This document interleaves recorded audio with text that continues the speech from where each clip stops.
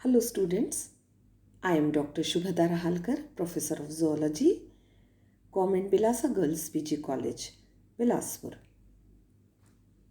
आज मैं hormonal control of lipid metabolism आपके साथ डिस्कस करूंगी।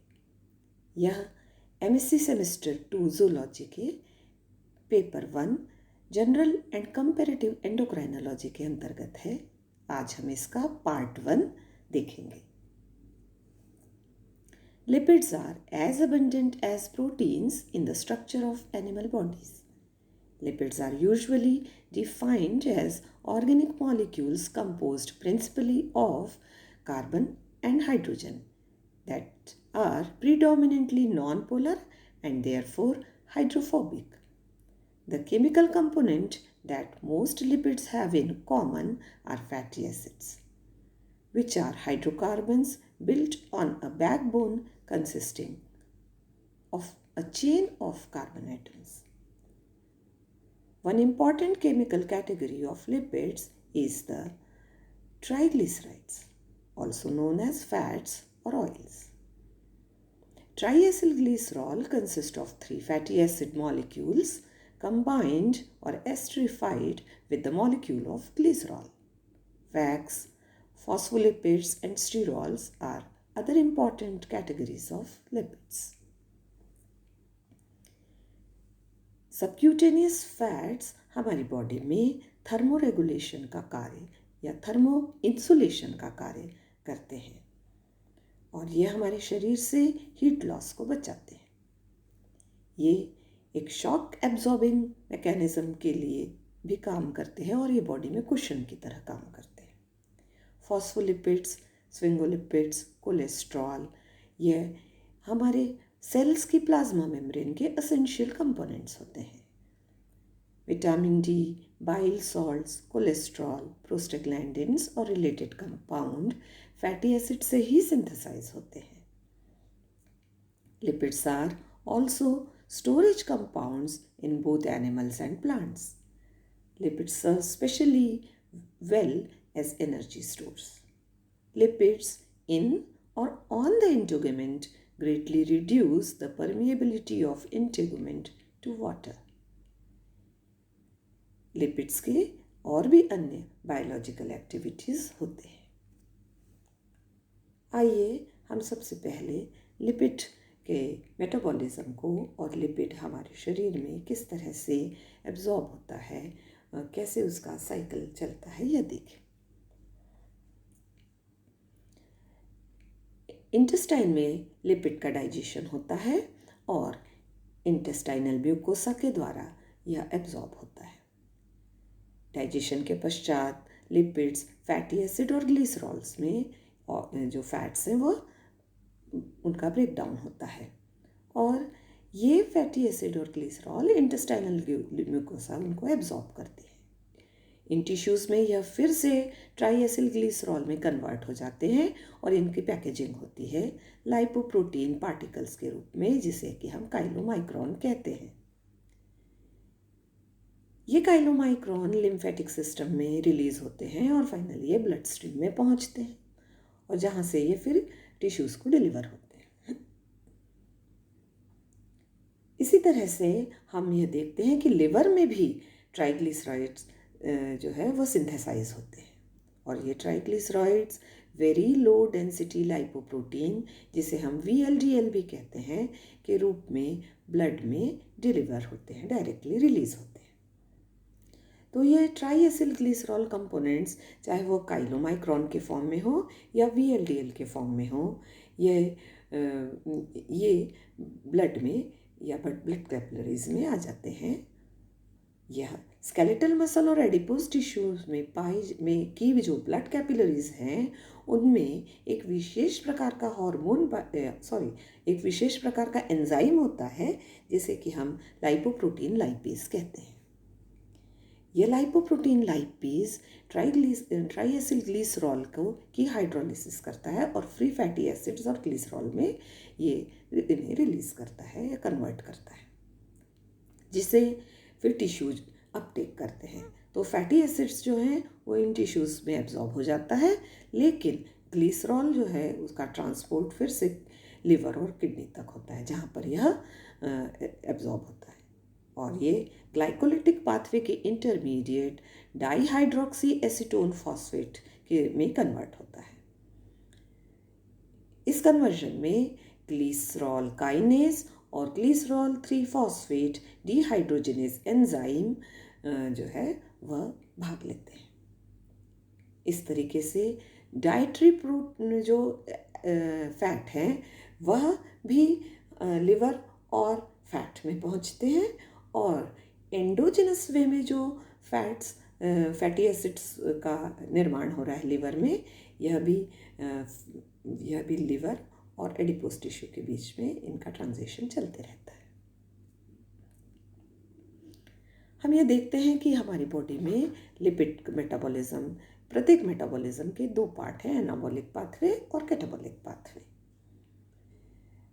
तो लिपिड भी एनाबॉलिक पाथवे और कैटाबॉलिक पाथवे, ये दोनों में ही इनके भी मेटाबॉलिज्म के ये पाथवेज होते हैं। लिपिड के कैटाबॉलिक पाथवे में हम यह देखते हैं कि समझने के लिए, यदि हम इंटरमीडिएट एनर्जी मेटाबॉलिक पाथवे को समझें तो हमें और अच्छे से यह समझ में आएगा। हम ये देखते हैं कि जब कार्बोहाइड्रेट का मेटाबॉलिज्म होता है तो कार्बोहाइड्रेट ग्लाइकोलिटिक पाथवे में एंटर होते हैं, या कहें ग्लूकोज या हेक्सो शुगर कार्बोहाइड्रेट पाथवे में, ग्लाइकोलिटिक पाथवे में एंटर होते हैं और ये पायरूवेट का निर्माण करते हैं। ये पायरूवेट जो है वह माइटोकॉन्ड्रिया में एसिटिल कोए में कन्वर्ट होता है। हम ये देखते हैं कि प्रोटीन के जो बिल्डिंग ब्लॉक्स हैं और अमीनो एसिड्स, यह भी अपने मेटाबॉलिक पाथवे में पायरूवेट, कुछ अमीनो एसिड्स ऐसे हैं जो पायरूवेट का निर्माण करते हैं और कुछ अमीनो एसिड्स ऐसे हैं जो कि एसिटिल कोए का निर्माण होता है। फैट्स का भी जब ऑक्सीडेशन होता है तो वह ग्लिसरॉल और फैटी एसिड्स में कन्वर्ट होता है। ग्लिसरॉल ट्रायोस फॉस्फेट में कन्वर्ट होता है और फैटी एसिड्स जो हैं वह बीटा ऑक्सीडेशन प्रोसेस से गुजरते हुए एसिटिल कोए का निर्माण होता है। इस तरह से हम यह देखते हैं कि एसिटिल कोए एक पिवेटल मॉलिक्यूल है जो कि कार्बोहाइड्रेट मेटाबॉलिज्म, फैट मेटाबॉलिज्म और प्रोटीन मेटाबॉलिज्म के दौरान बनता है। आप सभी जानते हैं कि यह एसिटिल कोए क्रेब्स साइकिल में एंटर होता है और इस साइकिल के दौरान एटीपी का निर्माण होता है। इस तरह से हम यह कह सकते हैं कि कार्बोहाइड्रेट भी एटीपी के निर्माण में संलग्न है, फैट भी, इसे भी एटीपी का निर्माण होता है और आवश्यकता पड़ने पर प्रोटीन भी कैटाबॉलिक पाथवे में एंटर करके एटीपी का निर्माण कर सकता है। हमारे भोजन में कार्बोहाइड्रेट और फैट और प्रोटीन की कितनी मात्रा है, इससे वह निश्चित होता है कि बनने वाला एसिटिल कोए कार्बोहाइड्रेट सोर्स से आया है कि फैट सोर्स से आया है। आज हम लिपिड मेटाबॉलिज्म पढ़ने वाले हैं, इस वजह से हम फैट से किस तरीके से एसिटिल कोए का निर्माण हो रहा है और इसमें कौन कौन से एंजाइम्स और हार्मोन्स का कंट्रोल है, यह आवश्यक रूप में देखेंगे। तो हमने थोड़ा सा कैटाबॉलिक पाथवे का एक नटशेल में देखा, अब हम एनाबॉलिक पाथवे को देखेंगे। जब लिपिड्स का टोटल कन्वर्शन होता है तो 1 ग्राम लिपिड से 9.3 से 9.5 किलो कैलोरी तक ऊर्जा मिलती है। जब मिक्स्ड कार्बोहाइड्रेट का कन्वर्शन होता है तो 4 से 4.1 किलो कैलोरी और मिक्स्ड प्रोटीन से 4.3 टू 4.8 किलो कैलोरी प्राप्त होती है। इस तरह से देखा जाए तो जो स्टोर्ड फैट है उनके कन्वर्शन से सबसे ज़्यादा ऊर्जा प्राप्त होती है, लेकिन कार्बोहाइड्रेट को इजी सोर्स ऑफ एनर्जी कहा जाता है, क्योंकि यह तुरंत जो है वह ऊर्जा प्रदान करता है। आइए अब एनाबॉलिक पाथवे देखें। तो एनाबॉलिक पाथवे यह है जब एंडोजिनस वे में शरीर के भीतर ही जो है वह फैटी एसिड्स का निर्माण हो रहा है। इस निर्माण में हम यह देखते हैं कि एसिटिल कोए पार्टिसिपेट करता है, और एसिटिल कोए कार्बोक्सिलेज एंजाइम की उपस्थिति में मेनोलिल कोए का निर्माण होता है, जिससे फिर कंडेंसेशन की प्रक्रिया के द्वारा फैटी एसिड सिंथेज एंजाइम की उपस्थिति में फैटी एसिड का निर्माण होता है। इस प्रक्रिया को डिटेल में हम आगे देखेंगे, लेकिन एक बात हमारी समझ में आ गई कि एनाबॉलिक पाथवे और कैटाबॉलिक पाथवे यह दोनों ही हमारी बॉडी में ऑपरेट होते हैं। और इस मेटाबॉलिज्म के दौरान कौन से हार्मोन्स हैं जो कि इस मेटाबॉलिज्म को कंट्रोल करते हैं, यह हमें आज देखना है।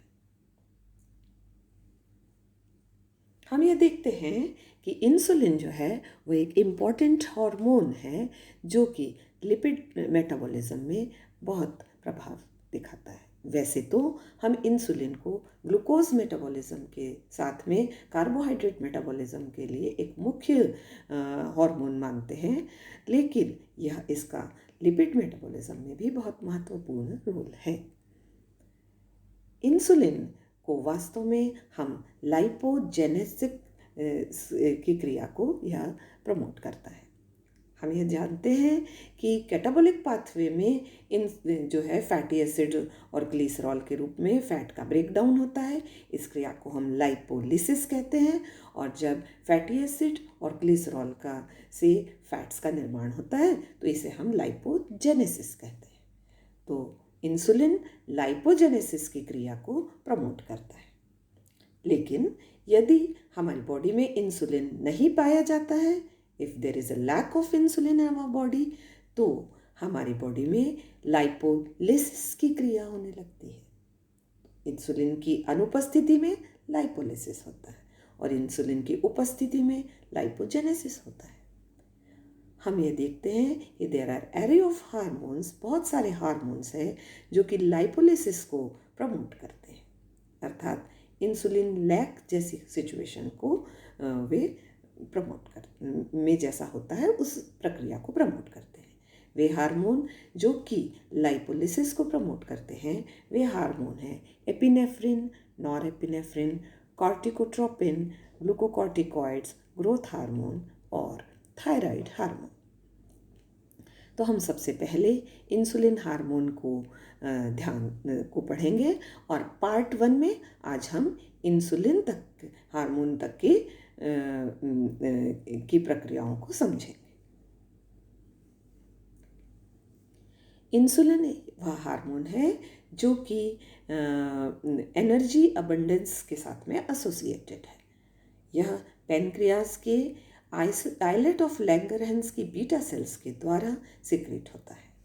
ये बीटा सेल्स हम इस डायग्राम में यहाँ पर देख सकते हैं। ये आइलेट ऑफ लैंगरहैंस है, इसकी बीटा सेल्स में से इंसुलिन का निर्माण होता है।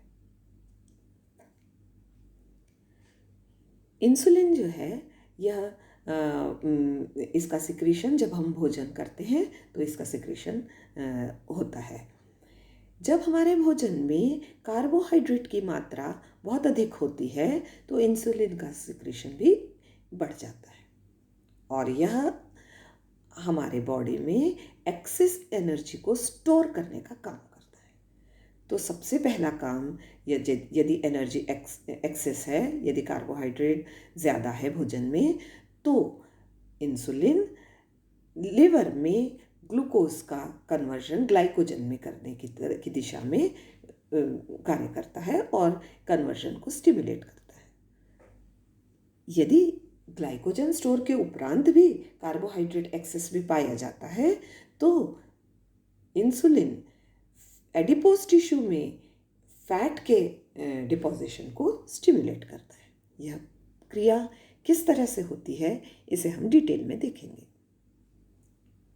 Insulin promotes the conversion of excess glucose into the fatty acids in liver. ये फैटी एसिड्स सब्सिक्वेंटली ट्राइग्लिसराइड्स में कन्वर्ट होते हैं और वेरी लो डेंसिटी लाइपोप्रोटीन के रूप में ब्लड में रिलीज होते हैं। ये लाइपोप्रोटीन्स जो है इनमें प्रोटीन पाया जाता है जिसे कि हम एपोलाइपोप्रोटीन्स कहते हैं। ये एपोलाइपोप्रोटीन्स हाइड्रोफिलिक नेचर के होते हैं और इन लाइपोप्रोटीन मॉलिक्यूल्स में जो कि मैक्रोमोलिकुलर कॉम्प्लेक्स फॉर्म करते हैं उसमें जो हाइड्रोफोबिक लिपिड्स होते हैं, हाइड्रोफोबिक पार्ट है जैसे ट्राइग्लिसराइड्स और कोलेस्ट्रॉल, वो कोर में पाए जाते हैं। फॉस्फोलिपिड्स और जो एपोलिटिक प्रोटीन्स हैं ये पेरिफेरी में पाए जाते हैं। इस तरह से ये VLDL ब्लड में रिलीज होते हैं जिससे कि टिश्यूज़ को प्राप्त हो सके फैटी एसिड्स। तो इंसुलिन की वजह से हम यह देखते हैं कि ब्लड में ये लाइपोप्रोटीन्स जो है रिलीज होते हैं। इंसुलिन जो है वह लिवर सेल्स में ग्लूकोज के ट्रांसपोर्ट को भी इंक्रीज करता है। तो इंसुलिन के इन्फ्लुएंस में लिवर सेल्स में ग्लूकोज की एंट्री होती है। ग्लूकोज में जब एक पर्टिकुलर लेवल तक ग्लाइकोजन का संचय हो जाता है तो यह एक पर्टिकुलर लेवल के बाद ग्लाइकोजन सिंथेसिस अपने आप इनहिबिट हो जाती है और अब यह ग्लूकोज लिवर की सेल्स में पायरूवेट में कन्वर्ट होता है साइटोप्लाज्म में। यह ग्लाइकोलिटिक पाथवे के द्वारा पायरूवेट में बनता है और माइटोकॉन्ड्रिया में यह पायरूवेट एंटर करके एसिटिल कोए में कन्वर्ट होता है। एसिटिल कोए अब किस तरीके से जो है मेलेनिल कोए में कन्वर्ट होता है, एंजाइम एसिटिल कोए कार्बोक्सिलेज की उपस्थिति में, यह डिटेल हम एक फ्लो चार्ट के द्वारा देखते हैं। तो हम बात कर रहे हैं कि जब एक्सेस ग्लूकोज पाया जा रहा है लिवर सेल्स में, एक्सेस ग्लूकोज जो है वो ग्लाइकोलिटिक पाथवे में पायरूवेट बनने के पश्चात यह माइटोकॉन्ड्रिया में एसिटिल कोए में कन्वर्ट होता है। एसिटिल कोए माइटोकॉन्ड्रिया में उपस्थित ऑक्जेलो एसीटेट के साथ में मिलकर साइट्रिक एसिड का निर्माण करता है। यह साइट्रिक एसिड एक्सेस क्वांटिटी में माइटोकॉन्ड्रिया में बनती है। ये ज़रूरी नहीं है कि सभी साइट्रिक एसिड साइकिल में एंटर हो। एसिटिल कोए माइटोकॉन्ड्रिया के बाहर नहीं निकल सकता है, लेकिन साइट्रिक एसिड जो है वह माइटोकॉन्ड्रिया से बाहर डिफ्यूज़ हो सकता है। तो एसिटिल कोए ऑक्जेलो एसिटिक एसिड के साथ में साइट्रिक एसिड का निर्माण होता है और यदि साइट्रिक एसिड एक्सेस क्वांटिटी में है तो यह माइटोकॉन्ड्रिया से बाहर निकल जाता है। यह साइट्रिक एसिड पुनः ऑक्जेलो एसिटिक एसिड और एसिटिल कोए में स्प्लिट हो जाता है। एसिटिल कोए कार्बोक्सिलेज एंजाइम की उपस्थिति में ATP की उपस्थिति में मेलेनिल कोए में कन्वर्ट हो जाता है। मेलेनिल कोए एंजाइमेटिकली डीकार्बोक्सिलेशन के पश्चात कंडेंसेशन की क्रिया से फैटी एसिड में कन्वर्ट होता है। अब इस फैटी एसिड में हाइड्रोकार्बन श्रृंखला ऐड होते जाती है और तकरीबन 16 कार्बन चेन तक का फैटी एसिड का निर्माण हो सकता है। इस तरह से एक्सेस ग्लूकोज जो है एसिटिल कोए एक प्रिकर्सर मॉलिक्यूल के रूप में काम करता है और एसिटिल कोए से हम देखते हैं फैटी एसिड का निर्माण हो जाता है। यहाँ पर जो ऑक्जेलो एसिटिक एसिड साइटोप्लाज्म में आ गया, यह शंट के द्वारा पुनः माइटोकॉन्ड्रिया में आ जाता है। कैसे? तो ऑक्जेलो एसिटिक एसिड पहले मैलिक एसिड में कन्वर्ट होता है और मैलिक एसिड पायरुविक एसिड में। हम यह देखते हैं मैलिक एसिड भी डायरेक्ट माइटोकॉन्ड्रिया में आ सकता है और पायरुवेट तो माइटोकॉन्ड्रिया में आ ही जाता है। तो इस शंट के द्वारा हम यह देखते हैं कि पायरुविक एसिड और मैलिक एसिड पुनः माइटोकॉन्ड्रिया में आ जाता है। इस तरीके से एसिटिल कोए से फैटी एसिड्स का निर्माण हो जाता है। आगे हम यह देखते हैं कि इंसुलिन जो है वह एडिपोज टिश्यूज पर किस तरह से प्रभाव डालता है। तो इंसुलिन दो तरीके से एडिपोज टिश्यू पर प्रभाव डालता है। पहला है कि इंसुलिन हार्मोन सेंसिटिव लाइपेज को इनहिबिट करता है। हार्मोन सेंसिटिव लाइपेज एक ऐसा एंजाइम है जो कि ट्राइग्लिसराइड्स को फैटी एसिड और ग्लिसरॉल में तोड़ता है। So it is responsible for the breakdown of triglycerides into fatty acids and glycerol. लेकिन इंसुलिन की उपस्थिति में यह हार्मोन इनहिबिट हो जाता है। इंसुलिन के प्रेजेंस में हार्मोन इनहिबिट रहता है। इस वजह से एडिपोज टिश्यू में इंसुलिन के प्रेजेंस में एडिपोज टिश्यू में फैट इनका स्टोरेज होता है। दूसरा हम यह देखते हैं कि इंसुलिन ग्लूकोज के ट्रांसपोर्ट को प्रमोट करता है। तो इंसुलिन फैट सेल्स में इंसुलिन की उपस्थिति में ग्लूकोज का ट्रांसपोर्ट ज़्यादा होता है। जब एक बार ग्लूकोज फैट सेल्स में आ जाता है तो यह माइन्यूट क्वांटिटी में फैटी एसिड्स का निर्माण करता है, लेकिन यह बहुत लार्ज क्वांटिटी में ग्लिसरॉल 3-फॉस्फेट का निर्माण ग्लूकोज से होता है। यह ग्लिसरॉल 3-फॉस्फेट ग्लिसरॉल में कन्वर्ट हो जाता है। और ग्लिसरॉल हम सभी जानते हैं कि ग्लिसरॉल के जो है वह फैट का एक कंपोनेंट है। इस ग्लिसरॉल के हाइड्रोक्सिल ग्रुप के साथ में ही फैटी एसिड्स जुड़ते हैं, जिससे कि फैट्स का या ट्राइग्लिसराइड्स का निर्माण होता है। हम ये देखते हैं कि यदि इंसुलिन प्रेजेंट नहीं होता है सिस्टम में तो ग्लिसरॉल का निर्माण नहीं होता है, चूँकि ग्लूकोज की एंट्री फैट सेल्स में नहीं होती। इस वजह से यदि लिवर में फैटी एसिड्स का निर्माण हुआ है और लाइपोप्रोटीन्स पार्टिकल के द्वारा फैटी एसिड आए हैं एडिपोज टिश्यू में, तो भी वे फैट के रूप में स्टोर ही नहीं पाते, क्योंकि ग्लूकोज कम है या ग्लिसरॉल कम है।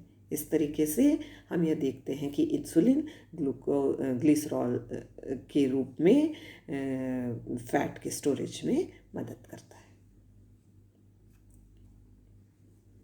हम यह देखते हैं कि यदि इंसुलिन की डेफिशिएंसी हो तो फैट को एनर्जी सोर्स के रूप में इस्तेमाल होता है और फैट का ब्रेकडाउन होता है और फैट हमारी बॉडी में एटीपी के सिंथेसिस के लिए यूज़ होता है। यह किस तरीके से कार्य करता है ये हम आगे देखेंगे। चूँकि हमने पहले ही एक फ्लो चार्ट में देखा था, उसी फ्लो चार्ट के साथ हम फिर से समझते हैं कि इंसुलिन के एब्सेंस में हार्मोन सेंसिटिव लाइपेज एक्टिव हो जाता है, क्योंकि सप्रेस करने के लिए इंसुलिन नहीं है। और इस तरीके से हार्मोन सेंसिटिव लाइपेज के प्रभाव में ट्राइग्लिसराइड्स का ब्रेकडाउन होता है फैटी एसिड और ग्लिसरॉल में। इस तरीके से ये फैटी एसिड्स जो हैं ये ब्लड में रिलीज हो जाते हैं। कंसिक्वेंटली हम यह देखते हैं कि प्लाज्मा कंसंट्रेशन फैटी एसिड्स का बढ़ने लगता है विद इन मिनट्स, जैसे ही कि इंसुलिन की डेफिशिएंसी होती है। और इस तरह से ये फैटी एसिड्स जो हैं वह सबस्ट्रेट के रूप में काम करते हैं टिश्यूज़ में, और इनसे हमें एनर्जी प्राप्त होती है एक्सेप्ट फॉर द ब्रेन। हम जैसे ही किसी एक्सपेरिमेंटल एनिमल से पेनक्रियाज को रिमूव करते हैं तो देखते हैं कि पेनक्रियाज के रिमूवल के साथ ही फैटी एसिड कंसंट्रेशन प्लाज्मा में बढ़ जाता है, और यह फैटी एसिड कंसंट्रेशन ग्लूकोज की तुलना में भी ज़्यादा बढ़ता है। मतलब ग्लूकोज का कंसंट्रेशन भी रैपिडली बढ़ता है, लेकिन उसकी तुलना में फैटी एसिड कंसंट्रेशन और ज़्यादा बढ़ता है। इंसुलिन की डेफिशिएंसी से हम ये देखते हैं कि प्लाज्मा में कोलेस्ट्रॉल और फॉस्फोलिपिड का कंसंट्रेशन भी बढ़ता है। हम यह माना जाता है कि लिपिड में एक्सेस फैटी एसिड्स जो हैं वह फॉस्फोलिपिड और कोलेस्ट्रॉल में कन्वर्ट होते हैं। ये फॉस्फोलिपिड, कोलेस्ट्रॉल और फैटी एसिड्स जो हैं यह लाइपोप्रोटीन्स पार्टिकल्स के रूप में मैक्रोमोलिक्यूल कॉम्प्लेक्स के रूप में ब्लड में डिस्चार्ज होते हैं। तो इंसुलिन डेफिशिएंसी में जो लाइपोप्रोटीन्स डिस्चार्ज होते हैं उसमें कोलेस्ट्रॉल की मात्रा ज़्यादा होती है। हम ये देखते हैं कि यह कोलेस्ट्रॉल हमारी बॉडी में एथेरोस्क्लेरोसिस उत्पन्न करता है। आर्टरीज में कोलेस्ट्रॉल का जमाव होने लगता है, प्लैक्स बनते हैं और यह एथेरोस्क्लेरोसिस उत्पन्न होता है, जो कि डायबिटीज़ के सीरियस कॉन्सिक्वेंसेस हैं। तो आइए हम ओवरव्यू देखें एक इंसुलिन किस तरीके से कार्य करता है, इसे एक बार पुनः देख लें। तो लिवर में फैटी एसिड्स जब पहुंचते हैं आइदर डाइटरी फैट्स के द्वारा या एडिपोज टिश्यू के द्वारा, ये फैटी एसिड्स इंसुलिन के प्रभाव में ट्राइग्लिसराइड्स में कन्वर्ट होते हैं जो एक्सेस होते हैं, और ये fatty acid beta oxidation process में भी जाते हैं। एसिटिल कोए का निर्माण होता है, एटीपी का निर्माण होता है। एक्सेस एसिटिल कोए कीटोन बॉडीज़ बनाती है, एक्स्ट्रा हेपेटिक टिश्यूज़ में ये ऑक्सीडेशन में यूज़ होती है। एडिपोज टिश्यू में हम देखते हैं कि जो फैटी एसिड्स हैं वह लाइपोजेनेसिस की क्रिया के द्वारा ट्राइग्लिसराइड्स का निर्माण करते हैं इंसुलिन की उपस्थिति में। लेकिन यदि इंसुलिन अनुपस्थित है या कम है तो लाइपोलिसिस की क्रिया होती है, और लाइपोलिसिस की क्रिया के द्वारा फैटी एसिड्स का निर्माण होता है। ये फैटी एसिड्स ब्लड स्ट्रीम के साथ में एडिपोज टिश्यू से निकलकर लिवर में पहुंचते हैं और लिवर में यह साइकिल पुनः चलता है।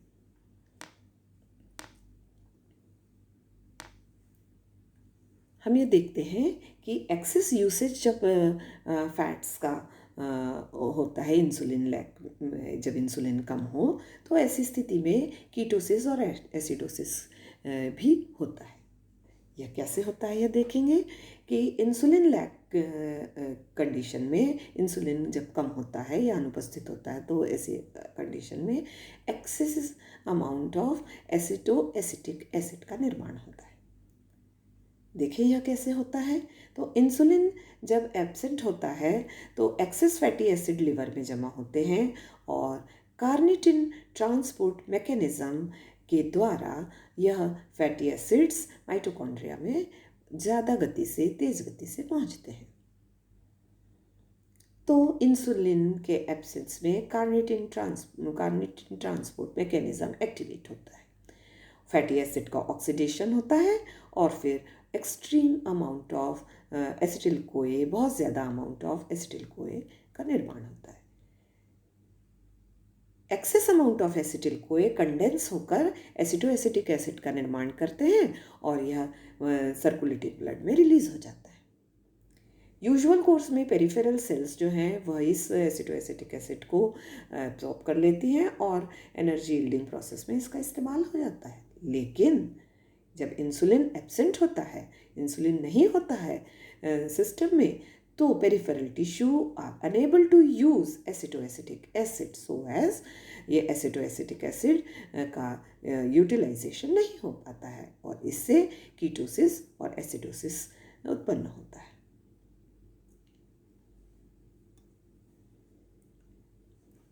हम इंसुलिन का एक और कार्य देखते हैं कि इंसुलिन ग्लूकोनियोजेनेसिस को इनहिबिट करता है। ग्लूकोनियोजेनेसिस का तात्पर्य है कि ग्लूकोज का निर्माण उन सोर्सों से जो कि कार्बोहाइड्रेट सोर्स नहीं है, सो formation of glucose other than carbohydrate source. तो लिपिड और प्रोटीन से जब ग्लूकोज का निर्माण होता है तो इसे हम ग्लूकोनियोजेनेसिस कहते हैं। तो इंसुलिन जो है वह ग्लूकोनियोजेनेसिस को इनहिबिट करता है। तो दूसरे शब्दों में हम यह कह सकते हैं कि फैट से या प्रोटीन से जो है वो ग्लूकोज का निर्माण को रोकता है, जिससे कि फैट और प्रोटीन सोर्स से से एसिटिल कोए के निर्माण को रोकता है और ग्लूकोज को एनर्जी सोर्स के रूप में इस्तेमाल होता है इंसुलिन के प्रेजेंस में।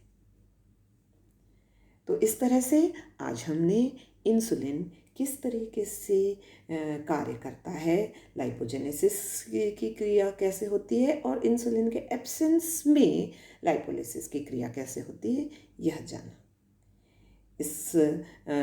इस लेक्चर को तैयार करने के लिए मैंने इन किताबों को रेफ़र किया है और कुछ इमेजेस जो हैं वे मैंने गूगल.com से लिए हैं।